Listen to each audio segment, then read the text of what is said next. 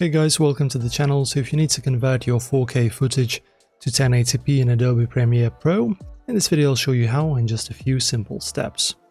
So guys, firstly, of course, make sure to import your media. So just import your 4K file, video file into this field right over here so that we can start working with it. And guys, to easily be able to downscale the video from 4K to Full HD, we'll have to create a new sequence. So for that, you go to File, then you go to New and Sequence. Okay, you will have this window open. And guys, pretty much what you want to do is basically my video is 720p, but it doesn't matter. The example is going to be the same. So just choose a 1080p, of course, also depending on which frame rate you have.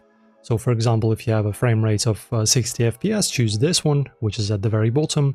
If you have like a movie video, which is always almost 24 frames a second, choose that. I'm just going to choose this one. Also then press OK. And guys, now let us start working. Okay guys, and the next step is pretty simple. As you can see, we have now this sequence 01, and it's also right over here displayed, okay? And now pretty much when you create a full HD sequence, what's going to happen, you will drag your 4K video onto a full HD sequence.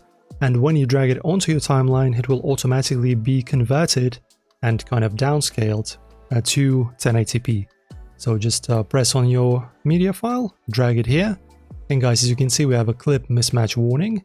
So this clip does not match the sequence settings. This basically recognizes that our file doesn't match the sequence settings.